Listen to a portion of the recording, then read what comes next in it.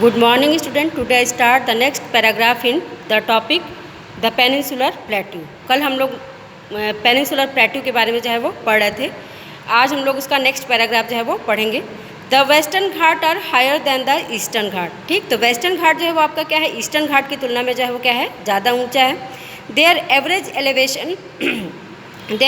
Elevation is 900 to 1600 metres as against 600 metre of the eastern Ghat. और इसका जो average elevation है वो ईस्टर्न घाट के एवरेज एलिवेशन 600 मीटर से जो है वो क्या है, ज़्यादा है। और इसकी एवरेज हाइट या एलिवेशन जो है वो कितनी है, ऊंचाई कितनी है, 900 to 1600 मीटर है।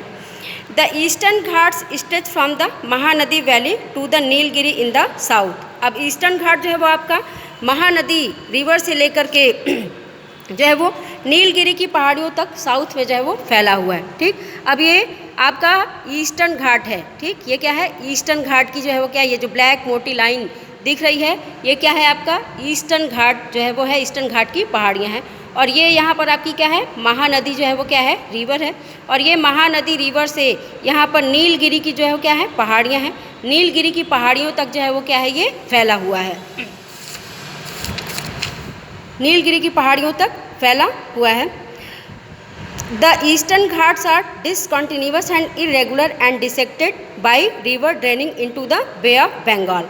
अब ये जो आपका ईस्टर्न घाट है ये क्या है, कॉन्टिन्यूअस रेंज जो है वो नहीं है, यानी कि पहाड़ियों की निरंतर श्रृंखला यहाँ पे नहीं पाई जाती है, क्योंकि इस एरिया में जो आपके वेस्ट से फ्लो करके रिवर आती हैं, जैसे कि कृष्णा, गोदावरी, कावेरी, ये सारी रिवर जो है वो क्या करती हैं, इन पहाड़ियों को क्या करती हैं, इरोजन जो है वो करती हैं, यानी कि काटती जो है वो चलती हैं। इसलिए ये जो पहाड़ियाँ हैं वो क्या हैं, डिसेक्टेड हैं, यानी कि बीच में जो है वो कई जगह से कटी फटी हैं। और इनकी ऊंचाई भी जो है वो क्या है, इसीलिए जो है वो कम जो है वो पाई जाती है।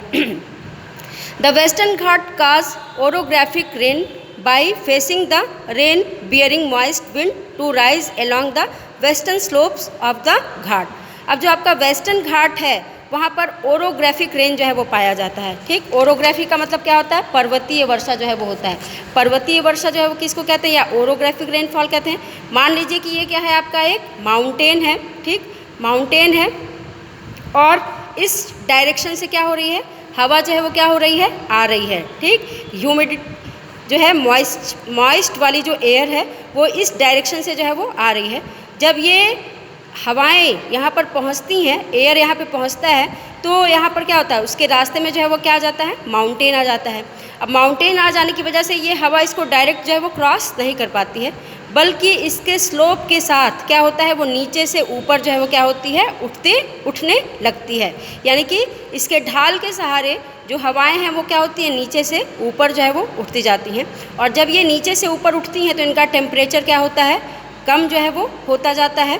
और एक आपके एटमॉस्फेयर में एक निश्चित ऊंचाई पर पहुंचने के बाद जहां पर इसका टेम्परेचर क्या होता है, 32 डिग्री फ़ारेनहाइट से क्या होता है, कम होता है, तो वहाँ पर ये क्या होता है, इसमें कंडेंशन की क्रिया जो है वो होने लगती है, यानी कि संघनन की क्रिया होने लगती है। यानी कि जो वाटर वेपर होता है एयर में वो धीरे धीरे क्या होता है, जल के हज़ारों सूक्ष्म कणों में बदल जाता है, जिसको क्या कहा जाता है, संघनन कहा जाता है, या इंग्लिश में क्या कहते हैं, कंडेंशन कहते हैं।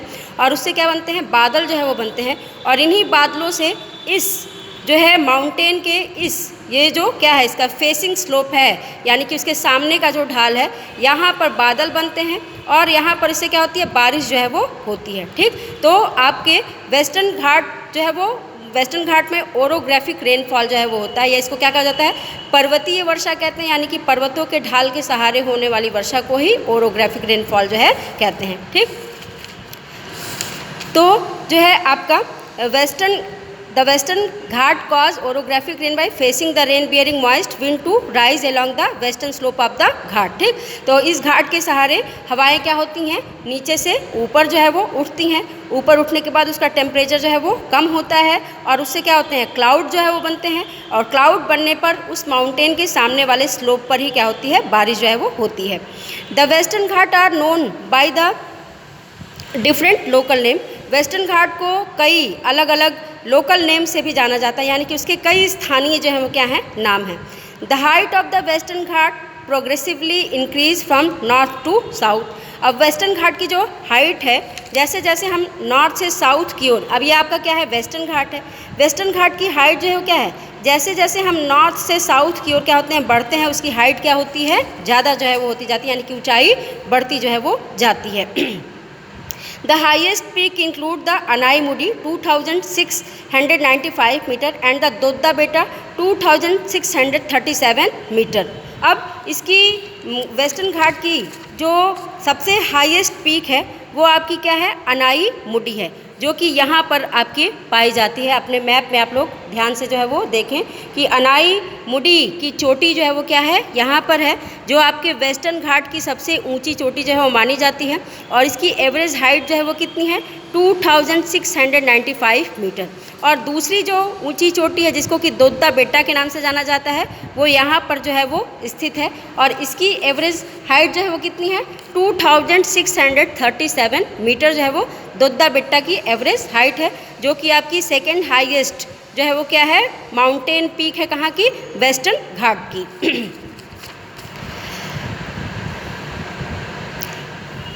Mahendragiri 1501 metre is the highest peak in the eastern Ghat.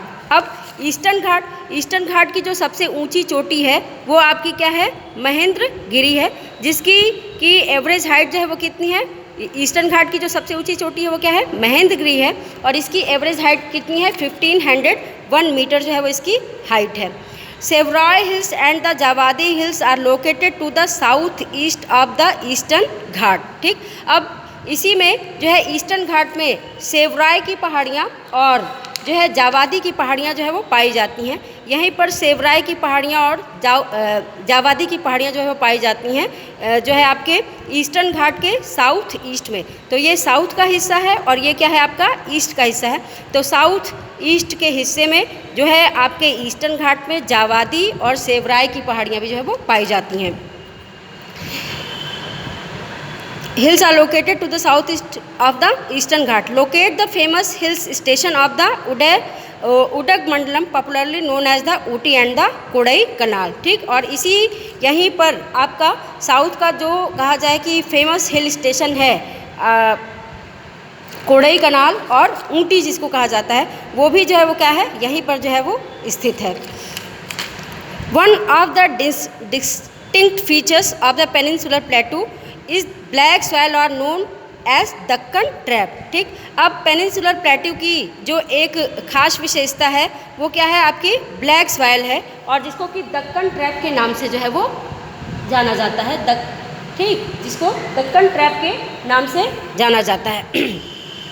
This is volcanic origin, hence the rocks are igneous. और इसका जो ओरिजिन हुआ था, इसकी जो उत्पत्ति हुई थी दक्कन ट्रैप की, वो किससे हुई थी, वोल्केनिक से हुई थी, वोल्केनो से हुई थी, यानी कि ज्वालामुखी की क्रियाओं से जो है वो हुई थी। और इसलिए यहाँ पर जो रॉक्स पाई जाती हैं, जो चट्टानें पाई जाती हैं, वो क्या पाई जाती हैं, इग्नियस रॉक जो है वो पाई जाती हैं।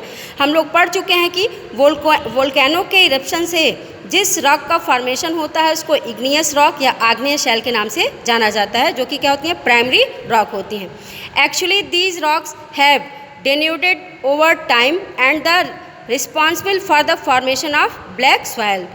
और वास्तव में ये जो रॉक्स हैं वो क्या है, काफ़ी जो है सबसे क्या है, एंशियंट रॉक जो है वो मानी जाती हैं, क्योंकि ये गोंडवाना लैंड का जो है वो हिस्सा है, जो कि काफ़ी एंशियंट लैंड मास जो है वो माना जाता है। इसलिए लंबे समय से उसका इरोजन होते रहने की वजह से चट्टानें जो है वो क्या हो गई हैं, टूट गई हैं, और उनके टूटने से ब्लैक सॉइल का फॉर्मेशन जो है वो हुआ है, यानी कि काली मिट्टी का फॉर्मेशन जो है वो हुआ है। The Aravalli hills lie on the western and north western margins of the peninsular plateau. आपके राजस्थान में जो अरावली की पहाड़ियाँ हैं वो इस कहा जाए कि पेनिनसुलर पार्ट का जो है वो क्या है, नॉर्थ वेस्टर्न मार्जिन है, यानी कि इस पेनिनसुलर पार्ट का उत्तरी पश्चिमी किनारा जो है वो क्या है, आपकी अरावली की पहाड़ियाँ हैं। These are highly eroded hills and are found as broken hills। और ये जो अरावली की पहाड़ियाँ हैं वो सबसे एंशियंट जो है आपकी पहाड़ियाँ जो हैं वो हिल्स जो है वो मानी जाती हैं, वर्ल्ड की एंशियंट हिल्स जो है वो मानी जाती हैं। और चूँकि ये सबसे एंशियंट मानी जाती हैं, इसलिए लंबे समय से क्या हो रहा है, यहाँ पर इरोजन का प्रोसेस जो है वो चल रहा है, यानी कि अपरदन की प्रक्रिया जो है वो चल रही है, जिससे कि ये जो पहाड़ियाँ हैं धीरे धीरे जो है घिस घिस करके क्या हो गई हैं, छोटी जो है वो होती जा रही है इनके, यानी कि इनकी हाइट जो है वो क्या हो रही है, कम जो है वो हो गई है। ठीक, they extend from Gujarat to Delhi in a south west north east direction. और इनका जो एक्सटेंशन है, यानी कि इनका जो विस्तार है, वो आपके गुजरात से लेकर के दिल्ली तक जो है वो पाया जाता है, यानी कि गुजरात से लेकर के दिल्ली तक जो है ये साउथ वेस्ट से, यानी कि ये आपका इसका साउथ का हिस्सा है अरावली की पहाड़ियों का, यह वेस्ट का हिस्सा है, और ये साउथ वेस्ट से नॉर्थ ईस्ट की तरफ दिल्ली तक जो है वो क्या है, फैली हुई हैं।